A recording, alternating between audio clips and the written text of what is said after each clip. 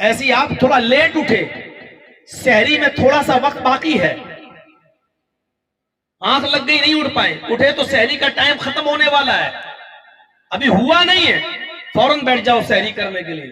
سحری کرنے میں 2-3 لقمہ آپ نے کھایا اور فوراً سحری کا ٹائم ختم ہو گیا, مسجد سے آواز آئی سحری کا ٹائم ختم ہو چکا ہے یا اذان کی آواز آئی, تب چھوڑو نہیں, آپ اتنا کھا لو جتنے میں آپ سمجھ سکو کہ میں دن بھر بھوکا اور پیاسا رہ سکتا ہوں. اتنی پرمیشن ہے شریعت کے اندر, اتنی اجازت ہے. کیوں اللہ کے نبی نے کہا کہ جب نماز کا وقت ہو جائے تو نماز کے فوراً چل دو, لیکن 2 ہی چیزیں یہاں پر اس کی اجازت موجود ہے بس. اگر آپ کھانا کھا رہے ہیں اور نماز اذان ہو گئی تو پہلے کھانا کھا لو, چھوڑ کے مت جاؤ. اگر کھانا کھا رہے ہو تو ابھی پک رہا, بیوی لینے گئی اور اذان ہو گئی تو اب نہ کھاؤ, پہلے نماز پڑھ لو پھر آ کر کھاؤ. لیکن کھانا لگ چکا اور آپ 1-2 لقمہ کھا چکے, اب اذان ہونے لگی تو اب کھا لو, تو اب کھا لو. چھوٹے چھوٹے مسئلوں کی مصلحت جب سمجھتے ہیں ہم نا, تب پتا چلتا ہے کہ کیا ہوتا ہے. اسی کو قرآن نے کہا یا ایھا الذین آمنوا لا تأکلوا اموالکم بینکم بالباطل, اے ایمانوں والو, اے مسلمانوں, تم آپس میں ایک دوسرے کا مال ناجائز طریقے سے مت کھاؤ. لا تأکلوا اموالکم بینکم بالباطل, تم کسی کا مال ناجائز طریقے سے مت کھاؤ. 500 روپے لینا تھا لے سکتے تھے تم, لیکن کہہ دیتے صاحب 100 روپے کی چیز پڑے گی, 400 میری محنت, 500 روپے لیں گے, دینا ہو دو نہیں تو جاؤ کہیں اور جاؤ. آپ کھل کر بولیے اس کو, صاحب 100 روپے کی چیز 400 محنت 500 لیں گے. لیکن آپ یہ بول نہیں سکتے. اگر ہم نے جیسے ہی کہہ دیا 100 کی چیز تو وہ کہے گا بھائی صاحب 100 کی چیز ہے 400 محنت کیوں لے رہے ہو, 100 کی چیز ہے 50 محنت لے لو, 100 لے لو تو 200 لے لو. لیکن وہ 400 آپ محنت کہو گے تو وہ دے گا نہیں. اور جب آپ نے یہ بتا دیا کہ 100 کی چیز پڑے گی 400 محنت, تو وہ جا کے کسی دوسرے سے بنوا لے گا. تو آپ یہ بھی جانتے ہیں کہ 100 بتا دیں گے تو پھر وہ دوسرے سے بنوا لے گا, پھر ہمارے پاس نہیں آئے گا. تو آپ نے ڈائریکٹ جھوٹ بولا کہ بھائی اس میں یہ چیز خراب ہے, یہ پڑے گی 1000 روپے لگیں گے. تو آپ نے بولا تو اس سے جھوٹ ہی ہے نا, تو یہ حرام ہے. اس برائی کو آپ اپنی آنکھوں سے روک دو گے, ہاتھوں سے نہیں روک پاؤ. قرآن اللہ کے نبی دوسرا راستہ بتاتے ہیں, اگر اپنے ہاتھ سے دور کرنے کی طاقت نہ ہو کسی برائی کو, وَإِن لَّمْ يَسْتَطِعْ فَبِلِسَانِهِ, اگر تمہارے اندر اپنے ہاتھ سے کسی برائی کو دور کرنے کی طاقت نہیں ہے تو اپنی زبان سے ہی اس کو سمجھا دو, اس کو منع کر دو. دیکھو بھائی یہ لاٹری تم بیچ رہے ہو یہ حرام ہے, ناجائز ہے. 100 روپے کی لاٹری اگر اس کو لگ گئی تو 1 لاکھ روپے اس کو مل جائے گا. بیٹھے بیٹھے 100 کی جگہ 1 لاکھ لے لینا, اور جس کے کچھ نہیں لگا اس کا 100 روپیہ چلا جانا, یہ حرام ہے, غلط ہے, اس کا بہت بڑا گناہ ہے. آپ اس کو بول سکتے ہیں سمجھائیے, یہ ایمان کا دوسرا درجہ ہے, لیکن کہیں کہیں یہ سمجھانے سے بھی فتنہ ہو جاتا ہے. ایک شخص اپنے لڑکے کی بارات لے کر جا رہا ہے, 200 آدمی بارات میں جا رہے ہیں. جرجیت صاحب نے بس میں مرد اور عورتوں کو بیٹھے ہوئے دیکھا. صاحب کہاں جا رہے ہیں؟ مولانا صاحب بارات جا رہی ہے لڑکے کی, آئیے آپ بھی چلیے. جرجیت صاحب لیکچر دینا شروع کر دیتے ہیں, صاحب اسلام میں تو بارات کا کوئی تصور ہی نہیں ہے, بارات ہے ہی نہیں ہے.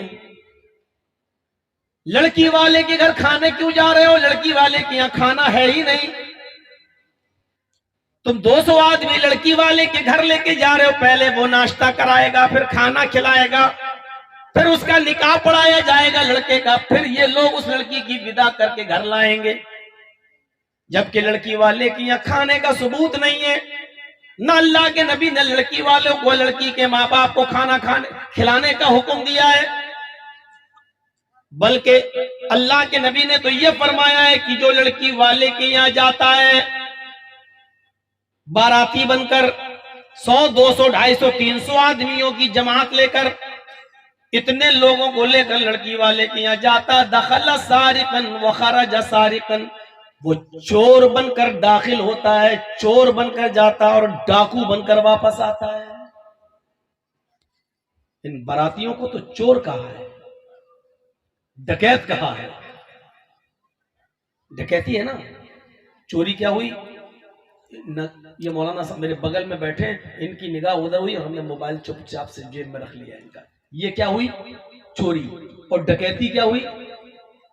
اے موبائل دے، نہیں دیں گے، نہیں دے گا، نکالا چاقو، دے رہا کہ نہیں دے رہا، دے، ڈر کے بارے دے دیا اس نے، ہم نے موبائل لے لیا۔ یہ ہوئی ڈکیتی۔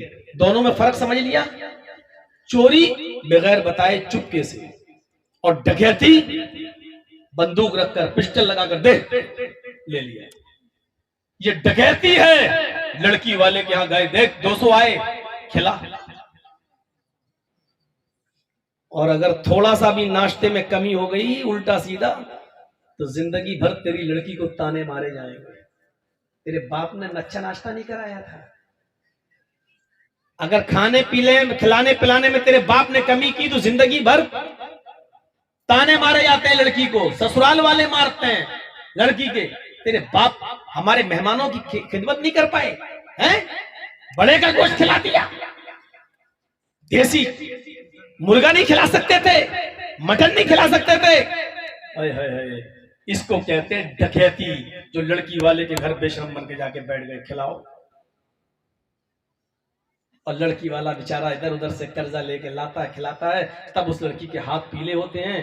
ایک دن آپ کے پیٹ کی جہنم کو بھرنے کے لیے بیچارہ کتنا قرضدار ہو جاتا ہے، اس کی حیثیت آپ کو نہیں معلوم۔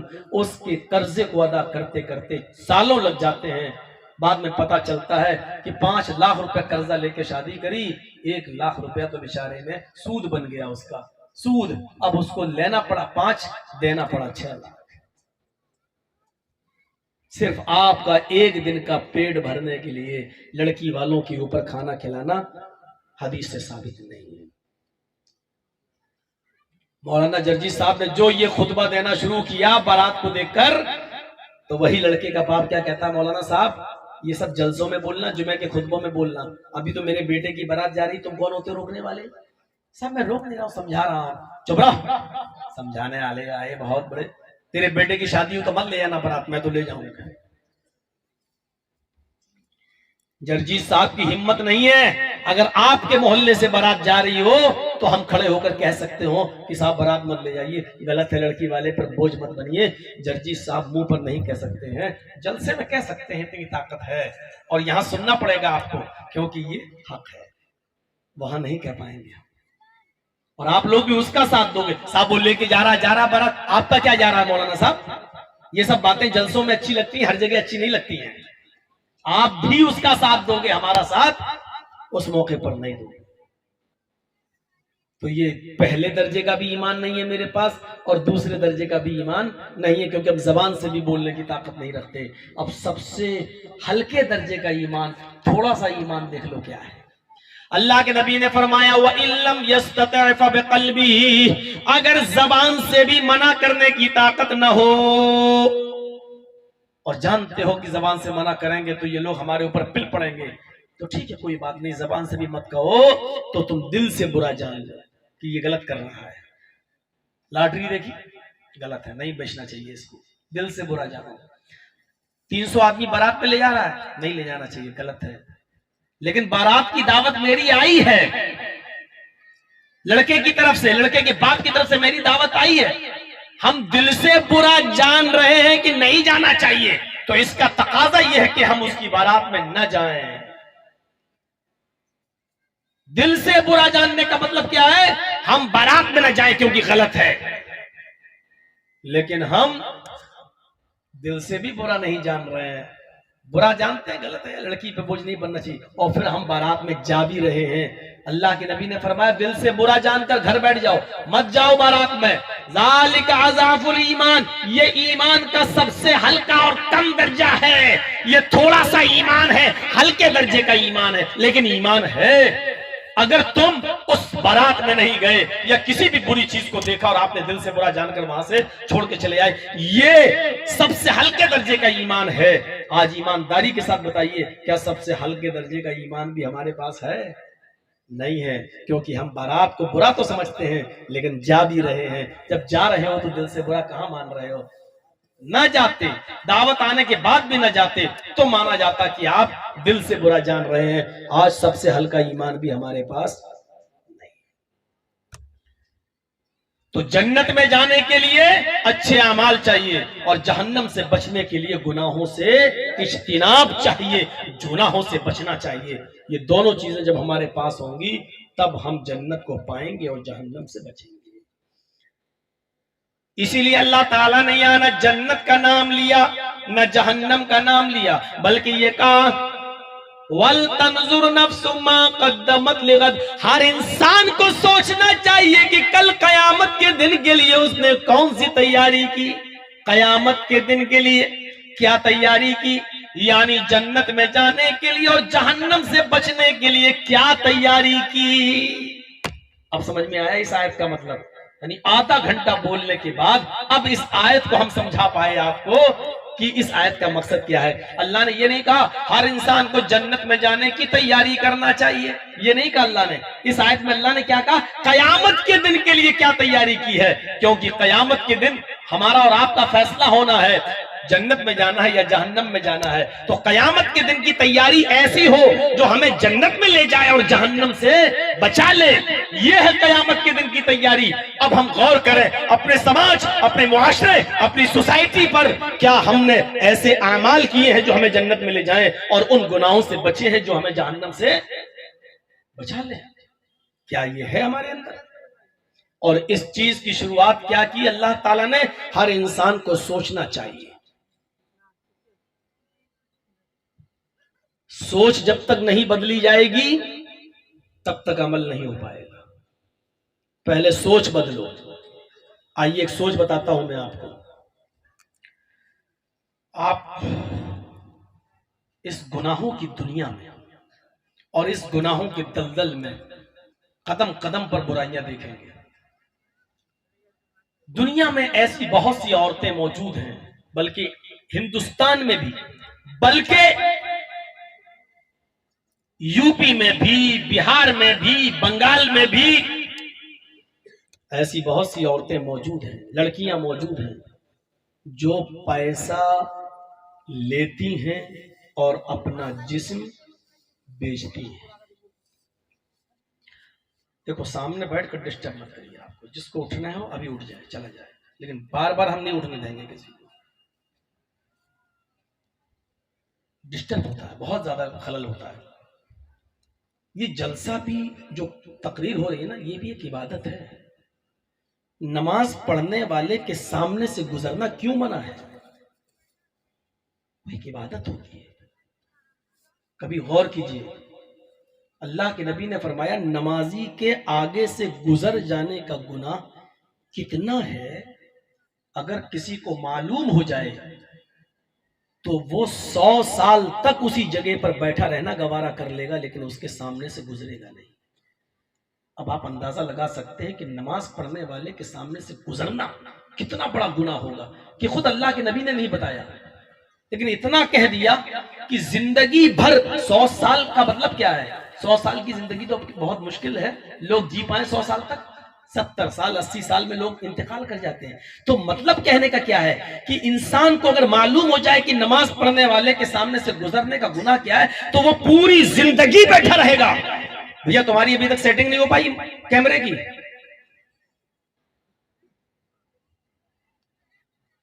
بتائیے، پون گھنٹہ ہو گیا مجھے بولتے ہوئے اور اس کی ابھی تک کیمرے کی سیٹنگ نہیں ہو پائی ہے۔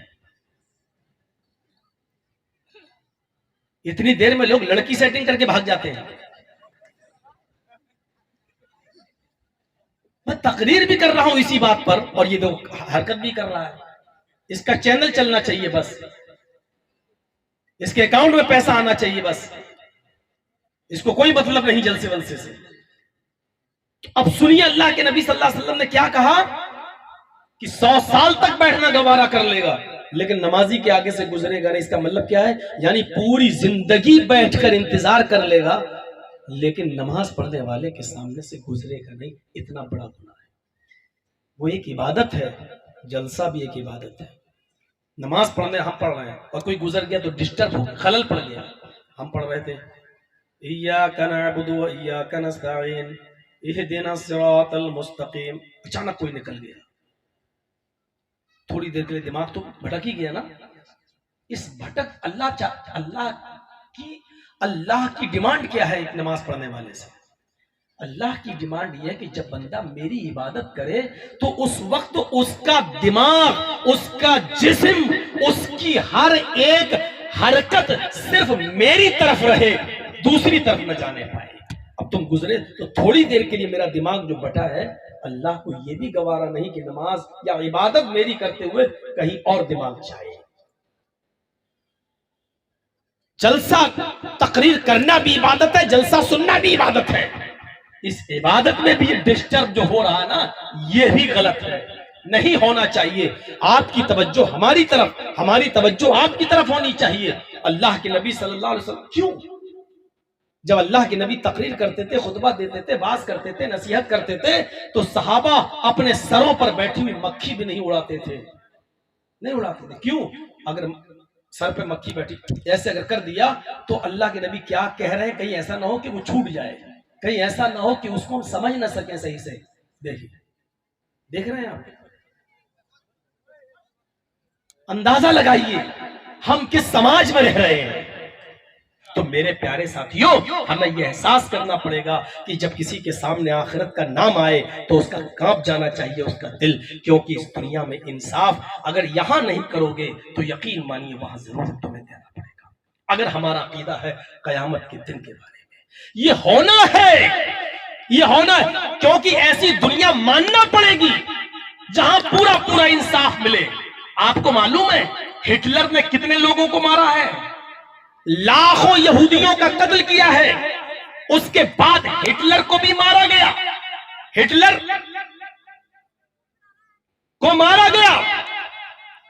جانتے ہو جس نے بھی ہٹلر کو مارا، یہ ہٹلر کی سزا نہیں ہوئی ہے، کیونکہ اس نے کئی لاکھ یہودیوں کا قتل کیا تھا اور ایک ہٹلر کو مار دینے سے لاکھوں یہودیوں کے قتل کی سزا پوری نہیں ہوئی.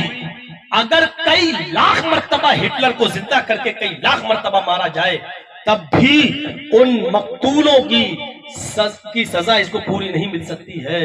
اس لیے ایک ایسی عدالت ماننا پڑے گی جہاں انسان کو اس کے جرموں کی پوری پوری سزا ملے، پوری پوری سزا ملے. دنیا میں اتنے بہت سے سیاسی گنڈے ہیں کہ نہیں ہیں؟ ایسے بہت سے پولیٹیکل گنڈے ہیں جو گنڈے ہیں لیکن چونکہ چناؤ جیت جاتے ہیں اس لیے حکومت بھی ان کو ٹکٹ دیتی ہے. کتنے لوگوں کا مرڈر کیے ہوئے ہیں، کتنے لوگوں کا قتل کیے ہوئے ہیں. خون بہانا ان کے لیے گاجر مولی کی طرح کاٹنے کے برابر ہوتا ہے. کوئی 20 آدمیوں کا قاتل، کوئی 30 آدمیوں کا قاتل، کوئی 50 آدمیوں کا قاتل.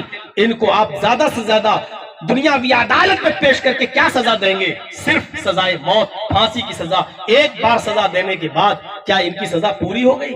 نہیں ہو پائے گی پوری، کیونکہ انہوں نے مرڈر کیے ہیں 50 اور پھانسی ان کو دی گئی ایک بار. ابھی 49 قتل کی سزا اور باقی ہے جو دنیا میں کوئی نہیں دے سکتا ہے. اس لیے ایک ایسی عدالت ماننا پڑے گی جہاں اس نے دنیا میں جتنے جرم کیے اس کی پوری سزا اس کو ملے. اور وہ کون سی عدالت ہے؟ مالک یوم الدین، وہ قیامت کے دن کا مالک ہے جہاں انسان کو اس کے کرموں کی پوری سزا ملے گی، انعام بھی ملے گا. ہم نے کسی کی جان، ایک بچہ سمندر میں ڈوب کے مر رہا تھا، ہم تیرنا جانتے تھے، کوئی نہیں تھا، گئے اور اس کو نکال لیا، بچا لیا، اس کی جان بچ گئی. میرے بھائیوں، اب وہ لا کر ہمیں انعام دیتا ہے 1 لاکھ 2 لاکھ 10 لاکھ روپے 20 لاکھ روپے. تو کیا اس نے جان بچانے کی قیمت دے دی؟ کیا کسی انسان کی جان کی قیمت 10 لاکھ ہے، 20 لاکھ ہے؟ چلو اس نے 50 لاکھ دے دیے تو کیا 50 لاکھ میں اس کی جان کی قیمت ہو گئی؟ نہیں. کیا کوئی ہم سے کہے چل جی صاحب 50 لاکھ روپے ہم تمہارے گھر دے رہے ہیں، چلو تم اپنی جان دے دو، کیا ہم دے دیں گے؟ کسی انسان کی جان کی قیمت 50 لاکھ نہیں ہے. اس کا مطلب یہ ہے کہ ہم نے کسی کی زندگی بچائی ہے تو اس کا کوئی انعام دنیا میں دے ہی نہیں سکتا ہے. اس لیے اس کا انعام بھی ہمیں پورا کا پورا وہاں ملے گا. اسی لیے کہتے ہیں کہ وہ یوم الجزا بھی ہے اور یوم السزا بھی ہے. ہمیں ہمارے اچھے کرموں کا انعام پورا پورا ادھر ملے گا, دنیا میں کوئی نہیں دے سکتا ہے, اور ہمیں اپنے جرموں کی سزا بھی پوری پوری وہی ملے گی, کیونکہ یہاں کوئی نہیں دے سکتا ہے. ما قدمت لغد, ایسا عمل کرو جو کل قیامت کے دن کے لیے ہم نے کیا تیاری کی ہے, اس بات کا احساس ہمارے اور آپ کے اندر ہونا چاہیے. اور لاسٹ میں یہ آپ کے سامنے کہ وہ عمر ابن عبدالعزیز جن کی بیوی 4 دن سے بھوکی تھی اور پیٹ میں بچہ تھا, شوہر سے کہہ رہی 4 دن سے کھانا نہیں ملا ہے, اگر پیٹ میں بچہ زندہ رکھنا ہے تو کچھ کھلاؤ مجھے. کہا میری بیوی میرے اتنا نہیں ہے کہ میں تمہیں کچھ کھلا سکوں. رات میں چپکے سے اپنی لونڈی کو, خادمہ کو بھیجا, بیت المال تھوڑا سا دودھ لے آؤ, جب میرا راشن آئے گا تو ہم واپس کر دیں گے. ان کی لونڈی جاتی ہے اور رات کے اندھیرے میں کیشیر سے کہتی ہے کہ ایک پیالہ دودھ دے دو, امیر المومنین کی بیوی حاملہ ہے, پیٹ میں بچہ ہے, اگر کھانا نہیں ملے گا دودھ تو بچہ مر جائے گا پیٹ میں, راشن ملے گا تو واپس کر دیں گے. ادھار لینے دینے کا زمانہ آج بھی ہے. کہا اچھا ٹھیک ہے دے دینا اگلے مہینے کا. ہاں دے دیا دودھ, ایک پیالہ دودھ لے کر جب لونڈی گھر میں گھسی, رات کے اندھیرے میں یہ وضو بنا رہے تھے تہجد کی نماز پڑھنے کے لیے, عمر ابن عبدالعزیز دیکھا دروازے سے کوئی آ رہا ہے, پوچھا کون, لونڈی پکڑی گئی, کہنے لگی جی میں ہوں. کہاں گئی تھی اتنی رات میں؟ کہا بس یہیں. شک ہوا, کیا چھپا رہی ہو, دیکھیں چادر ہٹائی تو دیکھا پیالہ, کیا ہے اس میں؟ کہا دودھ ہے. کہاں سے لائی ہو؟ بیت المال سے. کس کے لیے؟ آپ کی بیوی کے لیے. کیوں؟ کہا 4 دن سے وہ بھوکی ہیں, پیٹ میں بچہ تبھی بڑھتا ہے جب ماں کچھ کھائے گی, جب ماں کو کچھ ملے گا نہیں تو بچہ پیٹ میں کیسے بڑھے گا. ڈر تھا کہیں وہ مر نہ جائے, اس بچے کو زندہ رکھنے کے لیے تھوڑا سا دودھ ادھار منگایا ہے. عمر ابن عبدالعزیز نے تہجد کی نماز پڑھنے کے بجائے, وضو بنانے کے بجائے, اپنی لونڈی سے وہ دودھ کا پیالہ لے کر اپنی بیوی کے پاس بیٹھ گئے اور فرمایا میری بیوی کیا تم جیتے جی مجھے جہنم میں ڈھکیلنا چاہتی ہو, جہنم میں جھونکنا چاہتی ہو؟ فرمایا نہیں میرے شوہر, ایسا کیسے ہو سکتا ہے, اس دودھ کو میں نے مجبوری میں منگایا ہے, کیونکہ آپ سے میں بار بار کہتی رہی لیکن آپ مجبور ہیں نہیں لا سکتے ہیں, میں نے ادھار منگایا ہے, کوئی خیانت نہیں کی ہے, اگلے مہینے راشن ملے گا ہم دودھ خرید کر واپس کر دیں گے. فرمایا میری بیوی یہ دودھ سارے مسلمانوں کی امانت ہے, اس دودھ کو لینے سے پہلے کیا ہم نے پورے علاقے کے مسلمانوں سے اس بات کی اجازت لی ہے؟ جب نہیں لی ہے تو یہ دودھ تمہارے لیے جائز کیسے ہو جائے گا؟ میری بیوی یہ دودھ تمہیں نہیں مل سکتا ہے. کہتی ہے میرے پیارے شوہر میری فکر مت کیجئے, آپ کی امانت جو میرے پیٹ میں پل رہی ہے کم سے کم اس بچے کو دیکھیے. عمر ابن عبدالعزیز کہتے ہیں سوری مجھے یہ دودھ واپس کرنا ہے. وہ پیچھے سے کرتا پکڑتی ہیں, قمیض پکڑ کے کہتی ہیں کہ اس بچے کی زندگی کے لیے دے دیجئے, ایک پیالہ دودھ مجھے پی لینے دیجئے, کم سے کم آپ کے اس بچے کی حفاظت ہو جائے, اس کو کچھ طاقت مل جائے پیٹ کے اندر. عمر ابن عبدالعزیز نے لوتے ہوئے آنکھوں میں آنسو بھرائے اور کہتے ہیں میری بیوی اپنے پیٹ کے بچے سے پوچھو, جملے دیکھیے اپنے پیٹ میں پلنے والے اس بچے سے پوچھو کیا اس دودھ کے بغیر وہ زندہ نہیں رہ سکتا؟ اگر آواز آئے کہ نہیں رہ سکتا, آپ کے پیٹ کے بچے سے پوچھو کیا اس چوری کے دودھ, اس امانت میں خیانت کے دودھ کے بغیر وہ زندہ نہیں رہ سکتا؟ اگر تمہارے پیٹ کا بچہ تمہیں یہ جواب دے کہ نہیں رہ سکتا تو اس بچے سے کہہ دو کہ مجھے تیری زندگی کی ضرورت نہیں ہے. اس بچے سے کہہ دو کہ مجھے تیری زندگی کی ضرورت نہیں ہے, مرتا ہے تو مر جانے دو اس بچے کو, مجھے اپنے بیوی کے پیٹ کا بچے کا مر جانا قبول ہے لیکن امانت میں خیانت کرنا مجھے قبول نہیں ہے. مسلمانوں کے مال کو دھوکے سے ایک پیالہ دودھ لے کر اپنی بیوی کو پلانا مجھے گوارا نہیں ہے, میں نہیں پلا سکتا یہ دودھ. اور گئے اور بیت المال میں جمع کر دیا. تقوی کی طاقت یہ ہوئی کہ اللہ رب العالمین نے اس ماں کی بھی حفاظت فرمائی اور اس بچے کی بھی حفاظت فرمائی, کیونکہ تقوی میں بڑی طاقت ہوتی ہے. میرے پیارے ساتھیوں یہ کون سی آخرت کی فکر تھی, وَلْتَنْظُرْ نَفْسٌ مَا قَدَّمَتْ لِغَدٍ. ہر انسان کو سوچنا چاہیے کہ کل قیامت کے دن کے لیے اس نے کیا تیاری کی. انہی چیزوں میں ایک یہ چیز بھی شامل ہے میرے بھائیوں کہ آپ کے یہاں مسجد بن رہی ہے، تعمیر ہو رہی ہے، مسجد کو بنانا آپ کی ذمہ داری ہے۔ آپ سے سوال نماز کے بارے میں بھی ہوگا، تو نماز پڑھنے کے لیے جو جگہ متعین کی ہے اس کے بارے میں بھی سوال ہوگا۔ ایک تعمیر چل رہی ہے تو وہ عثمان غنی کی طرح کیا اس علاقے میں کوئی ایسا آدمی نہیں ہے جو 1000 اونٹ سارا کا سارا غریبوں میں دے دیا؟ تو کیا کوئی ایسا آدمی نہیں ہے جو یہ کہہ سکے کہ پوری کی پوری مسجد میں جتنا خرچہ لگے گا میں اکیلا دینے کے لیے تیار ہوں؟ ایسا ایک نہیں ہے تو 10 لوگ اکٹھے ہو جائیں، 10 نہیں ہے تو 100 آدمی تیار ہو جائیں، جتنا خرچہ ہو اور 100 لوگوں پر ڈیوائیڈ کر دیا جائے، اور 100 لوگ بھی مل کر اگر نہیں دے سکتے ہیں تو پھر پورا علاقہ اس کے تعاون کرے اور بڑھ چڑھ کر حصہ لے۔ آپ کو معلوم نہیں ہے مسجد بنانے کا ثواب کتنا ہے؟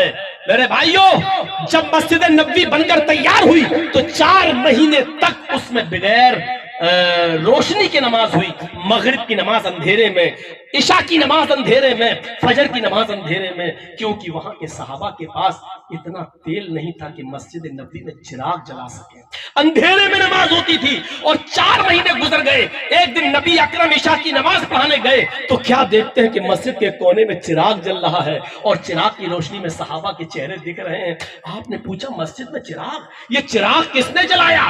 یہ تھوڑا سا تیل مسجد میں لے کر کون آیا؟ ایک طرف تمیم داری بیٹھے ہوئے تھے، کہا اللہ کے نبی میں نے یہ تیل مجھے کچھ مل گیا، میں نے آدھا تیل گھر میں رکھ دیا اور آدھا مسجد میں لایا، اس لیے کہ یہ بھی تو اللہ کا گھر ہے، اس گھر میں بھی تو روشنی ہونی چاہیے۔